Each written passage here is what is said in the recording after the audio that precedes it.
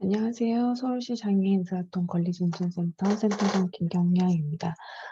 지금부터 2021년 장애인 실태조사에 대해서 발표하도록 하겠습니다. 저희가 실태조사를 진행을 한 것은 2021년 3월 10일부터 24일 2주간 진행을 하였고요. 서울시에 거주하는 의사소통에 어려움을 가지고 있는 장애인 및 주변 환경분들, 여기서 말씀드린 주변 환경분들이라고 함은 밑에 나와 있는 것처럼 가족, 활동지원사, 사회복지사, 근로주변인 등 주변분들을 의미를 합니다. 이를 대상으로 진행을 비대면으로 온라인 웹 또는 모바일로 진행을 하였습니다. 참여하신 장애인 당사자분들은 뇌병변, 청각, 언어, 지적 자폐성 장애 또는 기타 장애인분들로 참여를 하신 것으로 결과가 나와 있습니다. 이에 대해서 간단히 보고 드리도록 하겠습니다. 일단 기본 정보를 먼저 보시면 왼편에 나와 있는 것이 장애인분들 당사자들에 대한 기본 정보들이고요. 오른편에 나온 것이 지원자들, 그 주변 환경분들에 대한 정보들입니다. 먼저 살펴보시면 당사자분들은 남성분들이 훨씬 더 많이 응답을 하셨고 약 80명 정도 응답을 하셨습니다. 반면에 주변 분들은 189명, 약 200명에 가까운 분들이 참여를 하셨는데 대부분 여성분들이셨습니다. 이분들의 나이를 먼저 보시면 당사자분들은 20대가 가장 많으셨고요. 그 다음이 40대, 그 다음이 20대, 40대, 30대, 10대 순으로 응답을 해주셨고, 그 주변 분들이 당사자와의 관계를 보시면 대부분이 복지관이나 자립센터나 사회복지 담당 인력 또는 가족분들이셨습니다. 이분들이 참여하시게 됐던 그 장애인 특성으로 가지고 계신 특성을 먼저 보시면 뇌병변 장애인분들이 가장 많으셨고요. 그 다음에 지적장애인들이 당사자들 응답에선 가장 높게 나타났고 주변 분들, 지원자분들이 만나고 있는 장애인분들이 누구냐를 물어봤을 때는 지적장애인과 뇌병변 장애인분들이 비슷한 퍼센트로 응답을 해주셨습니다. 그래서 대부분이 지적장애인 또는 자폐성 뇌병변 장애인분들이 응답을 하셨다라고 생각하시면 될 것 같고 그분들의 주변 환경분들이 참여하셨다라고 생각하시면 될 것 같습니다. 지금부터는 양쪽의 주변 분들과 장애인 당사자분들 모두에게 동일한 질문을 했을 때 나왔던 응답에 대해서 설명을 드리도록 하겠습니다. 제일 먼저 장애인 당사자가 어려움을 겪을 때 주변 환경에서는 어떻게 하는가, 어떤 대처를 하고 어떻게 하고 있는가를 저희가 여쭤봤고요. 장애인 당사자분들은 본인들한테 물어보고 어떤 의견들을 그 주변 분들이 아니면 주변 환경이 이렇게 응대를 한다라고 하는 게 51.25%로 응답을 하셨고 물어보지 않고 그냥 알아서 그 응답을 한다라는 것도 33.75%나 높게 나왔습니다. 다른 사람이 나와 소통을 하도록 연결해 준다라고 하는 거는 8.75%밖에 없었고요. 반면에 가장 낮게 나타난 것은 어떤 환경을 만들어준다. 예를 들어 보조기기를 사용하게끔 해준다라든지 이런 응답은 굉장히 좀 적게 나타났습니다. 주변 환경분들 같은 경우에는 다른 방법을 시도해서 의사소통을 시도를 한번 해본다. 어려움이 있을 때는 발생할 때는 또는 계속 물어본다라고 응답을 해서 이 양쪽 모두 다 나에게 물어보고 전달한다라는 퍼센트와 비슷하게 사실 거의 그 60% 넘는 70% 가까운 응답을 보였는데 편차가 좀 지긴 하지만 그래도 실질적으로 당사자에게 계속 물어보고 다른 방법으로 시도를 해본다라는 응답이 주변 환경분들한테서 굉장히 많이 높게 나타났습니다. 반면에 알아들은 척한다 또는 물어보지 않고 그냥 알아서 진행한다. 그다음에 무시하는 편이다. 네, 라고 하는 것도 한 25% 나와서 물어보지 않고 대신 말한다라고 하는 응답과 조금 차이가 있긴 하지만 그래도 응답률이 전혀 낮지 않게 나타난 것을 볼 수 있습니다. 그러면 이런 의사소통에 어려움을 겪을 때 언제 많이 겪는가를 양쪽 대상자와 주변 환경분들한테 확인을 해봤을 때 동일하게 가장 높게 나타난 것은 일상생활 환경이다. 마트나 은행이나 뭐 이런 거 이용할 때 가장 두 분 다 양쪽 집단에서 다 높게 나타났고요. 반면에 두 번째로 높게 나타난 게 장애인 당사자는 직장이나 학교 생활에서 높게 나타났습니다. 반면에 그 주변 환경분들은 공공기관을 이용할 때가 높게 나타났습니다.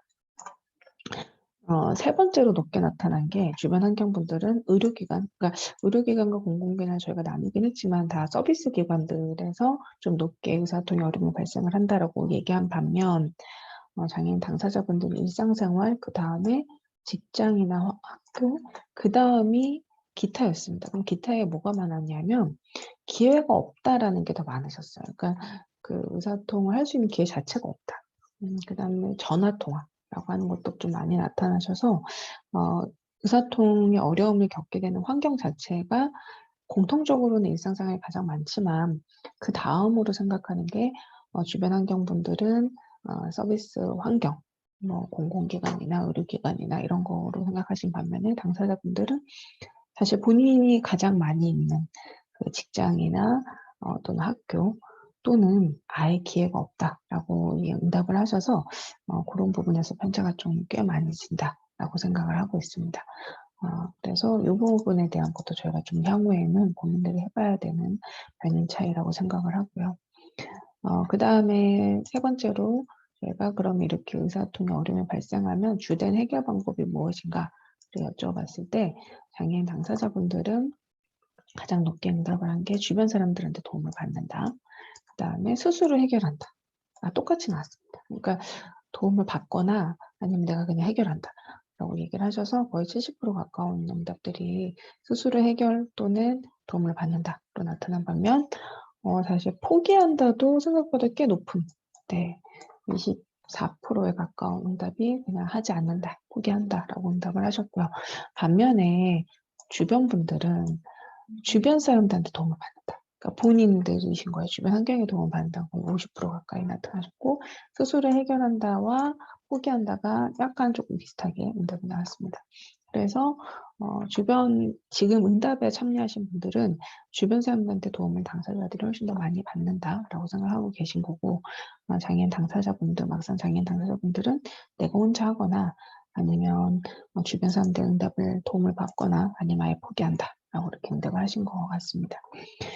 실제로 이런 의사소통에 있어서 어려움이 사회적인 편견을 일으키는가를 물어봤을 때 양쪽 모두 다 매우 그렇다 아니면 그렇다라고 응답을 하고 계셨고요. 이 두 개 다 높게 나타나는 것을 보실 수가 있고 실제 사회적 편견에서 의사소통의 제약에 굉장히 영향을 많이 끼친다라고 저희가 볼 수 있을 것 같고 그러면 이런 의사소통의 어려움들을 해결하기 위해서 도움을 줘야 되는 해결을 위해 가장 지금 필요한 게 무엇인가를 확인했을 때는 장애인 당사자분들도 그렇고 주변 환경분들도 양쪽 모두 다 높게 응답을 한 것이 대화 상대방을 통한 이해도 교육을 좀 필요로 한다라고 하는 부분입니다. 아까 이 부분이 장애인 당사자분들이 도움을 받거나 스스로 해결한다라고 했던 그 응답이 똑같이 나왔다는 걸 생각해 보시면 도움을 받는다라고 했을 때 당연히 그 주변 분들에 대한 교육들이 필요하기 때문에 요거 응답이 높게 나왔고요.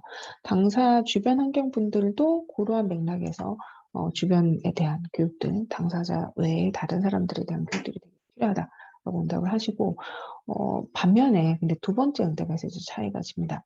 두 번째 응답을 보면 장애인 당사자분들은 두 번째로 응답이 높게 나온 게 본인들에 대한 직접적인 서비스가 필요하다라고 얘기를 하셨어요. 의사소통의 능력을 향상시킬 수 있고 방법을 향상시킬 수 있는 그런 지원 서비스가 있었으면 좋겠다. 이 부분이 아까 문제가 생겼을 때 어떻게 하느냐라고 제가 여쭤보니까 당사자가 스스로 해결을 하거나 아니면 물어본다, 주변한테 도움을 달라고 한다라는 게 똑같이 나오셨잖아요.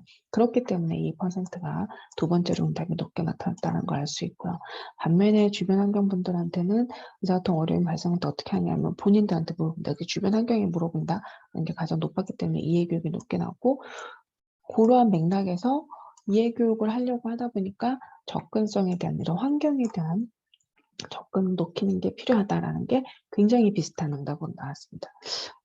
당사자분들은 본인들에 대한 성인이지만 본인들에 대한 직접적인 서비스도 필요하다라고 했는데 그 부분은 생각보다 주변 환경분들이 조금 더 적게 생각을 하고 계신 게 나타나서 이게 실제 의사소통에 어려움이 발생했을 때 어떤 지원이 들어가느냐를 보는 관점의 차이가 발생을 한다라고 생각을 하고요. 당사자 입장에서는 이 두 가지가 모두 다 필요하다라고 생각을 하고 있고 그래서 주변 환경분들한테서는 이러한 교육에 대한 부분들이 욕구가 훨씬 더 높다. 라는 것을 해석을 해볼 수 있을 것 같습니다. 그럼 이런 교육에 대해서 실제 그러면 성인 바우처, 그러니까 아까 말씀드린 당사자에 대한 직접 지원진들이 필요한가를 봤을 때는 매우 그렇다라고 양쪽 다 응답이 굉장히 높게 나타났고요.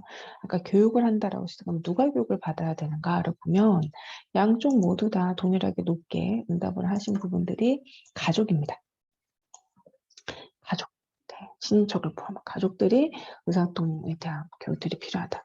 좀 아이러니하지만 가족들이 제일 잘할 것 같지만 막상 가장 가까이 있는 가족들의 교육이 더 필요하다라고 응답을 가장 많이 하셨고, 근데 이 부분에서도 두 번째에 대한 응답은 달리 나왔습니다. 장애인 당사자들은 가족이다. 그 다음에 받아야 되는 게 누구냐? 네. 활동 보조해 주시는 활동 지원사분들이다. 네. 왜? 가족과 똑같은 거야. 가장 자기 옆에 있기 때문에 가장 많이 교육을 받아야 된다라고 응답하신 반면에 주변 환경분들은 사실 이 부분 공공기관들이 더 많이 교육을 받아야 된다라고 응답하셨습니다. 그러니까 그 접근성 환경을 만들어가는 부분이랑 같이 연결이 되는 것 같아요.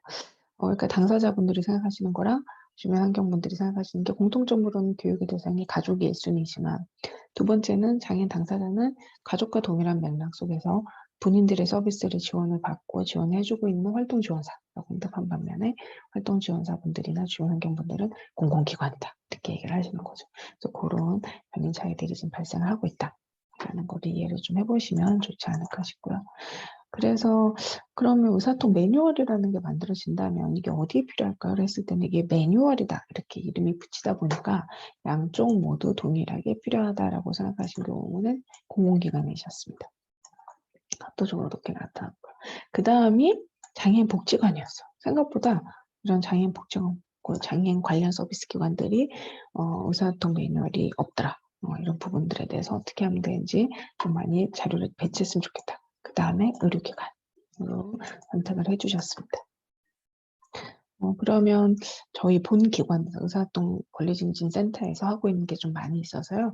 그중에 참여하고 싶은 게 뭐가 있으실까 했을 때 양쪽 모두 응답이 높게 나타난 게 당사자들의 서비스와 교육에 대한 요구. 요거는 똑같은 맥락으로 합니다. 당사자분들은 계속 본인들이 직접 서비스에 대한 요구가 정말 되게 높으시고요. 그 다음에 환경 만들기 같은 게 있으신 반면에 주변 환경분들은 개별 서비스도 중요하지만 당사자 교육, 그 다음에 환경에 대한 퍼센트가 거의 비슷비슷하게 요구도가 높게 나타났고, 그래서 실제 참여하고 싶은 것도 이런 프로그램에 참여의 요구가 나타나는 것으로 보였습니다.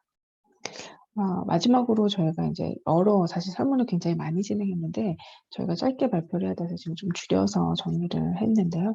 그 마지막으로 저희가 이제 확인한 게 어떤 부분에서 그림 상징이 개발돼야 될 요소가 더 많을까요? 라고 여쭤봤을 때는 일상생활에서 그 다음에 의료기관이나 공공기관이나 그 다음에 인권과 관련된 이런 부분들에서 상징이 더 많이 만들어졌으면 좋겠다라고 요청을 사실 하셨고, 근데 그거 외에 저희가 실제로 어떤 게 정말 많이 필요할까요? 라고 여쭤봤을 때 가장 많이 나온 거는 장애인 당사자가 어떤 방법으로 의사소통을 하는지 본인들이 선택하게끔 하고 거기에 대해서 주변 분들이 반응을 좀 하게끔 해달라라고 하는 서포트 교육과 관련된 부분들의 요구가 되게 높으셨습니다. 이러한 저희가 실태조사를 올 초에 개발을 했고요. 이 실태조사와 조례에 근거하여 지금 현재 저희 서울시 센터는 프로그램을 진행을 하고 있습니다. 그래서 향후에는 이걸 조금 더 보고서로 잘 정리를 해서 발표를 하려고 계획을 하고 있고, 이런 서울시에 거주하고 계시는 장애인 당사자와 주변 분들에 대한 요구도, 그다음에 실태조사에 대해서 이해도를 좀 높이셔서 실제 장애인 당사자에 대한 의사소통 방법에 대한 관심을 좀 가지시고, 그다음에 그분들을 둘러싸고 있는 다양한 주변 환경에 대한 교육이 저희가 함께 이루어진다면 좀 더 나은 의사소통 환경으로 나아가는 첫 걸음들이 되지 않을까라고 생각을 합니다. 이상으로서 오늘의 발표를 마치도록 하겠습니다. 감사합니다.